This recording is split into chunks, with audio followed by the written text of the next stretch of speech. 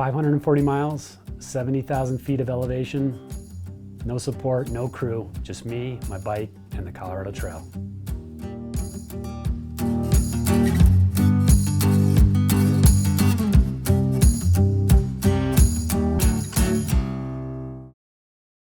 I'm James Flanagan, marketing manager for Wheels Manufacturing, but more than that, I'm a rider. I've talked about our products for years, and this time it was about putting those products to the test. I signed up for the Colorado Trail Race, 13 days solo, unsupported. I wasn't there to win, I was there to finish. This is not an event, this is a test. There's no sag wagons, no checkpoints, no entry fees. Just a GPX file, a start time, a finish line, and the rest, that's up to you. All right, so I kept the bike set up really simple this time. It was a Wheels Manufacturing PF30 bottom bracket. It was a bomb-proof. I was also testing out our new 3-bolt direct mount chainring. So that's a prototype for us. The Wheels Manufacturing derailleur hanger, bomb-proof. I've installed thousands of these parts, and now I was getting ready to ride them across some of the hardest Colorado trails. The first time I tried the Colorado Trail was back in 2019. I had never done all the segments in one go. I'd ridden a lot of the Colorado Trail segments, but never just kind of all back to back. And so I didn't have a whole lot of experience, on what to bring, how to pack, what kind of bike to use. So I learned a lot. Unfortunately, that one only lasted 3 days. I only made it to Breckenridge, and that was it. Unfortunately, I got some saddle sores, and I just couldn't continue on. So this is the redemption run. The mulligan attempt, if you will. So after not completing in 2019, it was just always on my mind. I just kept thinking about the Colorado Trail, but work, life, responsibilities just kind of kept pushing things off a little bit further, but it's always been in the back of my mind. So 2025 came around, and I had some time that I could take off. We had these new chain rings at work that we wanted to test out. What better way to do it than on the Colorado Trail? You can't train for everything out there. I did what I could. Long days on the bike, riding at elevation, riding tired, short sleeps. You can't control the weather or the terrain, but you can control how you handle it. I did a lot of riding. I did a lot. We'll start off with the first day of the Colorado Trail Race for me. Start off with beautiful blue skies, perfect warm weather, right out of the Waterton Canyon trailhead outside of Denver. Did about 6 miles kind of up Waterton Canyon, and got maybe 10 or 20 minutes actually onto the Colorado Trail before storm blew in, skies kind of went black, rain started coming down, and I basically rode through hail and rain for about 4 hours until I got to the end of the Buff Creek section of the Colorado Trail. You can't always control the situation that you're going to find yourself in out there, and day number 3 was a prime example. I was bombing down into Breck, felt my rear wheel go soft, and stopped to take a look, and sure enough, I broke 2 spokes, and I didn't have everything I needed to kind of get those fixed. So I limped into town, and luckily I found a bike shop that was still open just before they closed, and they were able to get the 2 spokes installed, get my wheel back to true. And unfortunately, the race doesn't stop there. You got to keep pedaling. There's highs and lows on the Colorado Trail. One of them that I remember right out of the gate was the 10-mile range. So just outside of Breckenridge, you got to climb up and over a 10-mile range. And 10-mile range is just ridiculous grades. In some cases, well above 20%. Mostly unrideable, so you're doing a hike-a-bike with your bike all the way to the top. And it's probably somewhere about like 6 to 8 hours, I think, for most people to kind of get from the bottom to the top. And so that was just a struggle when I did that. But the rewards to that are that once you get to the top, you get to bomb down into Copper Mountain Resort, which was just amazing. Once you get to the top of 10-mile range, you're looking out of Searle and Cocomel passes. You can see all the mountain ranges. It's just beautiful.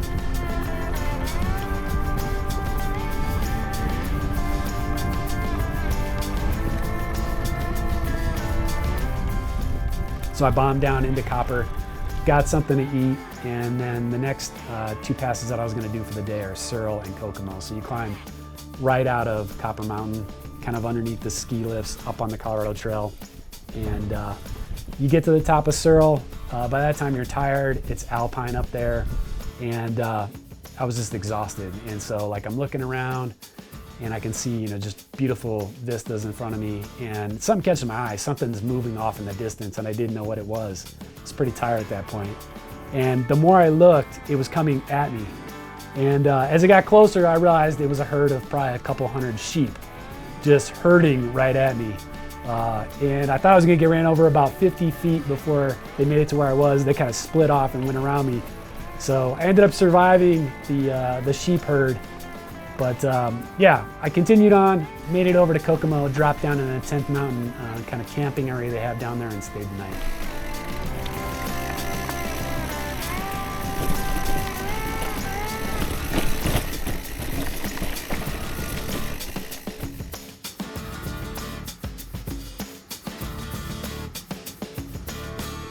Another one of those highs and lows was Foose's Creek. So Foose's Creek is about 17 miles long, 3,000 feet of elevation, and tight switchbacks, so it's real steep going up. And on a normal day, it's pretty hard. On this day that I did it, it was raining, hailing, sleeting, snowing, anything you can think of, it pretty much dumped it on me for the time that I was climbing up. So it was a high and a low at the same time, because when you get to the top of Foose's, you hit the Monarch Crest Trail, which is an IMB epic trail. Really awesome riding. You're up on top of the ridge lines, just ripping down.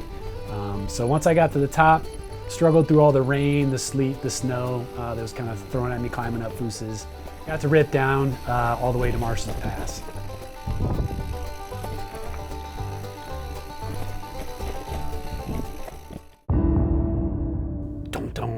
So, Death Mud, yeah. Right outside of Sergeant's Mesa, so it's been a couple days kind of going through Sergeant's Mesa, which was challenging all by itself. There's not a whole lot of places to restock or get water. So I was kind of tired towards the end of that. Just as I was starting to come into Cathedral, again, the skies kind of opened up and rain came down, and sure enough, I was on kind of a dirt road heading into Cathedral, and probably about 2 miles worth of that road section was death mud. That's the only way to describe it, is you have no place other than to go directly through it, and all this mud ends up collecting on your bike, your frame, your wheels, your tires, and what went from, you know, a bike that would normally weigh 20 pounds ended up weighing probably like 60 pounds with all this mud kind of glued to it. And so there was mud everywhere. I had to kind of improvise, so I grabbed a stick, whatever I could, and just started scraping the mud as best I could. But really, I mean, just trudging through, trying to push this heavy bike through this death mud just kind of broke me down. Finally ended up getting through it and made it all the way down to Cathedral, where I was able to kind of stay for the night and regroup. So we're up on the high point of the Colorado Trail, above 13,000 feet just about, working our way up this ridge line here. If you look down, you can kind of see where the trail goes, kind of hooks up, and I think it rides the ridge. I'm not sure, I've never done this before. We could end up as far as up there, I think, hopefully not much further, because the air is thin, super thin, and I'm ready to get going. This is kind of over the hump. We're headed into Durango. Next stop is Silverton, and hopefully I can get in there and get a place to stay tonight and get some restock, resupply of kind of just whatever I need. But definitely got trail brain at this point, thinking a little bit slower. It's just what happens when you're out here for so long. I forget how many days I'm out here for so far. Yeah, it's just beautiful, man. I mean, you can get out here. Nothing about this is easy at all. This is the hardest, probably one of the hardest things I've ever done in my life, doing the Colorado Trail. No joke. I wouldn't recommend it, you know, just packing up one day and deciding to do it. I'm sure people do, but I would not suggest it. Train up to it, get prepared, know your equipment, and have a plan. But yeah, I'm excited, and let's get into Silverton. So on the theme of highs and lows, going out of Cathedral, you're basically heading up to Coney Summit, which is the high point on the Colorado Trail. And it sits above 13,000 feet. And you're earning every bit of that 13,000 feet the whole way. You're getting all the views. You're putting in the work to get to the top. And once you make it there, I mean, you feel like I finally made it. I'm on the top. I'm at the high point of the Colorado Trail race. but that's just where the fun begins. So the next step to this is getting up and over Stony Pass, which is in the San Juan Mountains. It's probably some of the most technical terrain that there is in the Colorado Trail. Probably some of the most beautiful scenery out there and some of the best riding, but technically extremely challenging. It's just rough riding, hike-a-bikes, false summit after false summit. You're just pushing through until you finally get to the top of Stony Pass. Once you get there, there's another high point. You get to bomb down into Silverton.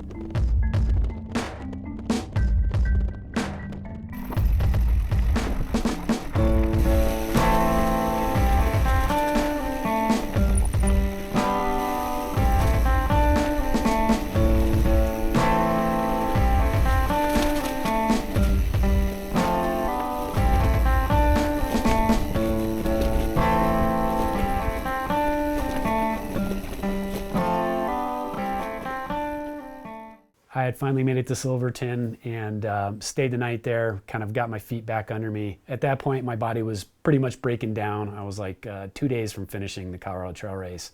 So there was a light at the end of the tunnel. I'd made it through, 400 and some odd miles of single track and crazy hike-a-bikes. I was pretty tired. My feet were destroyed. And this next segment, basically from Silverton to Mallas Pass, is probably one of my favorites.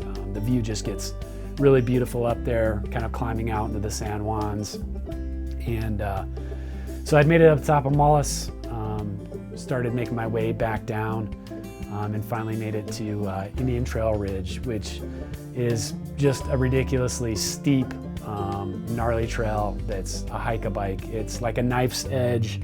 Basically on either sides you have just a giant fall down into the valley if you slip. It's really loose scree fields, and so just pushing the bike all the way to the top of this, it sits probably about 12,500 feet, so just under 13,000 feet. So your lungs are screaming, you're extremely tired. You finally get to the top and you feel like you're done, and then you have to climb out of Candid Pass, which is another good climb. So finally made it up Candid Pass, and this is where things start to get fun because it's all dropping down into Durango from there.